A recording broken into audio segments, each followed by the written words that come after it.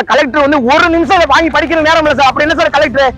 நான் கொடுக்குற காசுல சம்பளம் வாங்குற கலெக்டருக்கு வந்து படிக்கிற நேரம் இல்லைன்னா என்ன சார் கலெக்டர்? நான் கேட்கிறேன். இது கோயில் நிலமே கிடையாது. இது வந்து இப்படி இது பாத்தீங்கன்னா இந்து அறநிலைத்துறை இடமே கிடையாது. இது கோயில் சொசைட்டிக்கான சொந்தமான இடம். இந்து அறநிலையத்துறைக்கு சம்பந்தமே இல்லாத இடத்துல இந்து அறநிலையத்துறை வந்து 2,53,000 ரூபாய்க்கு பில்லு கொடுத்திருக்காங்க. எக்ஸிகியூட்டிவ் ஆபீசர் வந்து லஞ்சம் வாங்கிட்டு இந்து அறநிலையத்துறைக்கு சம்பந்தம் இல்லாத இடத்துக்கு வந்து பில்லு போட்டு கொடுத்திருக்காரு. ஆனா பில்லு லீகலா இருக்கு. ஆனா வாங்கின காசு லஞ்சமா வாங்கியிருக்காங்க.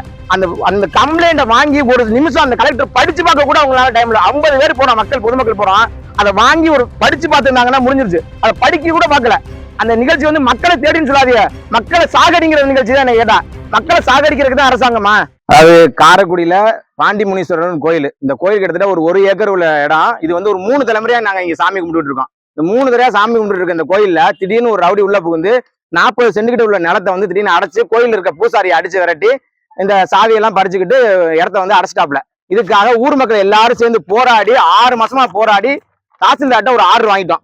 என்னன்னா இந்த நிலத்துல அடைச்சிருக்க ஆக்கிரமிப்பு அகற்றணும், உடனடியாக கோயில் நிர்வாகத்தை ஊர் மக்கள்கிட்ட ஒப்படைக்கணும்னு ஆர்டர் வாங்கிட்டோம். அதுல வந்து தாசில்தார் கையெழுத்து போட்டிருக்காரு, இன்ஸ்பெக்டர் 2 எஸ்ஐ கையெழுத்து போட்டிருக்காங்க, ஊர் மக்கள் கையெழுத்து போட்டிருக்காங்க, அதை அடைச்சவங்களும் கையெழுத்து போட்டிருக்காங்க.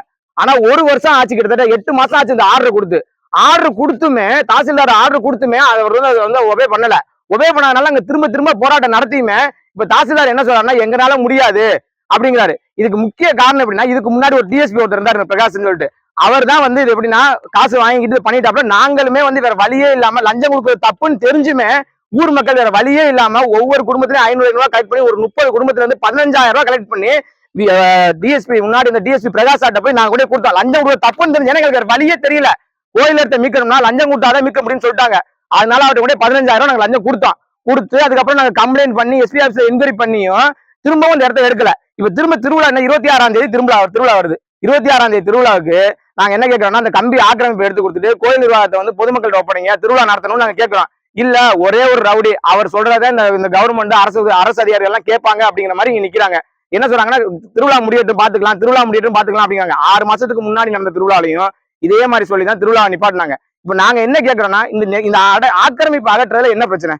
இது கோயில் நிலமே கிடையாது. இது வந்து இப்படி இது பாத்தீங்கன்னா இந்து அறநிலைத்துறை இடமே கிடையாது. இது கோயில் சொசைட்டிக்கான சொந்தமான இடம்.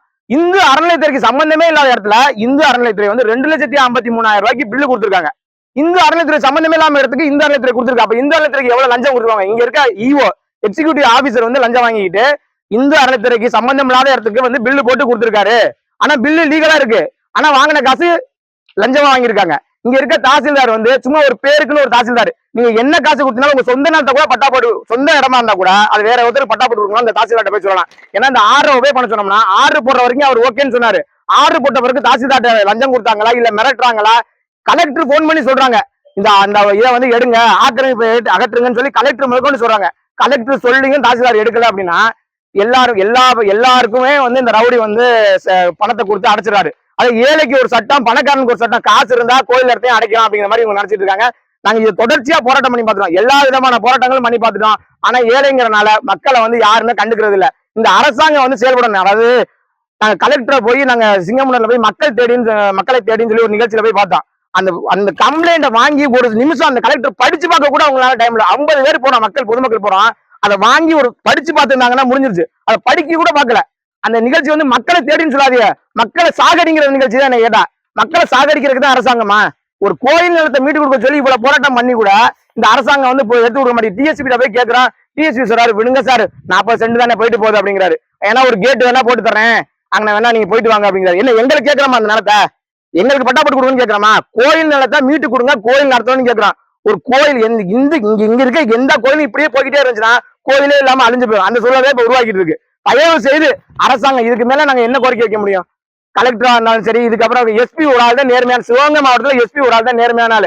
அவர் மட்டும்தான் இது தப்பு அப்படின்னு சொல்ற ஒரே ஆள் வந்து பாத்தீங்கன்னா எஸ்பி. ஏன்னா அவர் தமிழ்நாட்டுக்காரர் இல்ல, அதனால அவர் நேர்மையா இருக்காரு. எனக்கு தெரிஞ்சுட்டு அவர் ஒருத்தர் தான் நேர்மை. இது வந்து தப்புன்னு சொன்னாலும் அந்த எஸ்பி மட்டும்தான் சார்.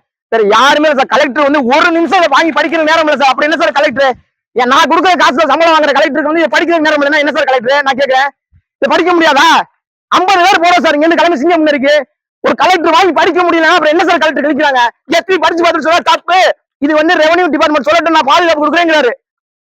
கலெக்டர் அப்படி எதுக்கு சார் இருக்காங்க? கலெக்டர் தாசில்தார் வந்து லஞ்சம் கொடுத்தீங்கன்னா உங்க சொந்த வட்டாரத்தை என் பேர்ல மாத்தி கொடுப்பாரு சார். அந்த மாதிரி ஒரு தாசில்தார் சார். இங்க மனுஷங்க சார் இவங்களா கோயில் எடுத்து அப்படி அடைச்சு வச்சுக்கிட்டு இதுக்கு வந்து ஒரு ஒரு நீதியே கிடைக்காதா? எவ்வளவு போராட்டம் சார் இதுக்கு?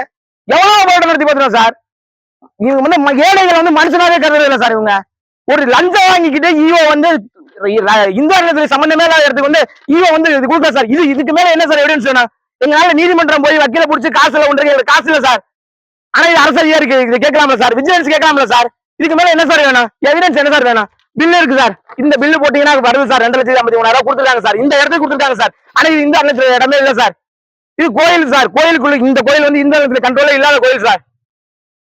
இப்ப என்ன சார் இதுக்கு என்ன சார் தீர்வு பண்ணலாம்? இதுக்கு வந்து மக்கள் தான் சார் சொல்லணும். இப்படி ஒவ்வொரு கோயிலையும் மக்கள் விட்டுக்கிட்டே இருந்தாங்க அப்படின்னா அப்ப இந்த நாட்டுல கோயிலே இல்லாம போயிடும் சார். சார் ரவுடிங்கிறவர் இங்க ரயில்வே கனெக்ஷன் சார். அவர் இங்க லோக்கல்ல இருக்கார் சார். அவருக்கு வேலையே இந்த மாதிரி இடத்தெல்லாம் ஆக்குபை பண்றதா சார். நீ எந்த இடத்தையும் ஆக்குபை பண்ணி தொலை, எங்களுக்கு பிரச்சனை கிடையாது.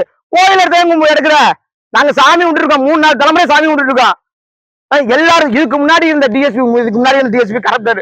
அவருக்கு எங்க கிட்ட லஞ்சம் நான் சொல்றேன் சார். நாங்க தான் லஞ்சமே கொடுத்த 15,000 கவர்ல போட்டு எங்களுக்கு வேற வழி இல்லை சார். லஞ்சம் கொடுக்க தப்புன்னு தெரிஞ்சிச்சு. ஆனா எங்களுக்கு மக்களுக்கு வழி இல்லையே. லஞ்சம் கொடுத்தாதான் இங்க நீதி கிடைக்கும். லஞ்சம் கொடுத்தோம், வாங்கிக்கிட்டாரு. ஆனா ஆப்போசிட்ல இருக்க 3 லட்சம் ரூபாய் கொடுத்தனால நீ அடைச்சிக்க அப்படின்ட்டாரு. இதுக்கு மேல நாங்க என்ன முடியும்? அதுக்கு முன்னாடி இருந்தது ஐபிஎஸ். அதனால அவர் என்னன்னா அந்த ரவுடியை அரைஞ்சு சாவியை வாங்கி ஊர் மக்கள்கிட்ட கொடுத்தாரு. இப்ப வந்திருக்கவரு அப்படி கிடையாது, ஐபிஎஸ் கிடையாது. அதனால அவர் என்ன பண்றாரு? லஞ்சத்துக்கு உங்களுக்கு சப்போர்ட் பண்ணி நிக்கிறாரு. இதுக்கு மேல நாங்க என்ன பண்றது சொல்லுங்க?